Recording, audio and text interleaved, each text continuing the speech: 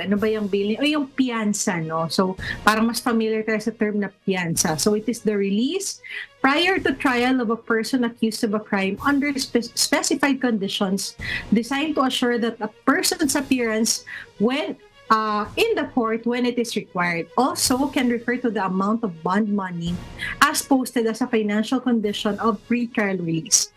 So, itatry ko pong i-simplify yung kahulugan po ng bail. In fact, unang-una po mga kasambahay, kung maalala niyo po na i-discuss na din po namin dito ni Dean Duca, part po yan ng ating Bill of Rights, no, yung right to post bail.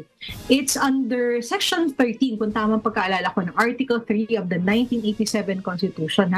So again, karapatan po natin yan. Pero maganda pong ma-distinguish natin, yung bail kasi can both be a matter of right or a matter of discretion. Naku, sana hindi kayo nalilito Ang pagpapiyansa po ay pwedeng matter of right, meaning walang choice ang korte kung hindi hayaan kayong mag-post ng bail, or yung sinasabi natin minsan, naririnig natin, yung offense ay bailable. No? So pag bailable, pwede kayong mag-post ng bail because bail is a matter of right. Karapatan nyo po yan. So yan, ang general rule, bail as a matter of right, pwede po kayong mag-post ng bail, meaning magbabayad lamang po kayo sa korte, nakalagay na po doon kung magkano yung bail na kailangan yung i-post. Ngayon, kung wala po kayong pera, meron po mga bonding companies, no? Marami po yan, nasa paligid ng City Hall or ng Justice Hall. Makikita nyo po yan kung talagang kayo ay walang agarang cash para makapag-post ng bail. Kung kayo ay maakusahan ng isang krimen at kailangan niyo pong mag-post ng bail, and bail is a matter of right, o yung piyansa, no? Kapag sinasabi naman pong bail is a matter of discretion, o yung sinasabi natin usually na nalilito yung mga tao, no? Nag-uusap nga kami kanina ng aking asawa, no? Who is also a lawyer, by the way, Ayan, so, ayan, pinag-uusapan namin para mas malinaw ko po maipaliwanag sa inyo.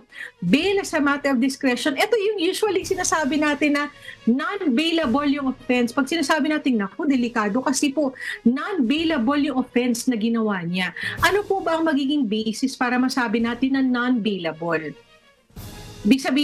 Ang ibig sabihin ba nun, literally, ay hindi ka makakapagpiyansa at ikaw ay makukulong? Hindi man po siya ganun, no? Kapag sinabing non-bailable ang isang offense, ang ibig sabihin po nun, bail is a matter of discretion. So, kumbaga magkakaroon ng discretion ang hukom, yung ating korte o yung judge na nakaupo po doon sa korte para mag-determine kung pwede ka bang mag-post ng bail. Kailan ba yung pagkakataon na bail is a matter of discretion o tinatawag nating non-bailable yung offense? Kapag po ang offense na sinasabi na nakomit ng isang tao ay punishable by reclusion perpetua. So titingnan po kung ano yung nakalagay po sa Revised Penal Code na karampatang parusa doon sa krimen na di umano ay ginawa ng isang tao. So dapat reclusion perpetua yung penalty na nakalagay doon at yung evidence of the guilt is strong. So kailan ba nasasabi na evidence of the guilt is strong? So kaya ang mangyayari po kapag ka non-bailable yung isang offense or bail is a matter of discretion, magpipetition pa po sa korte ang tao na nasasakdal, no, o yung nakasuhan through his or her lawyer para po magpipetition sila kung pwede po mag-post ng bail.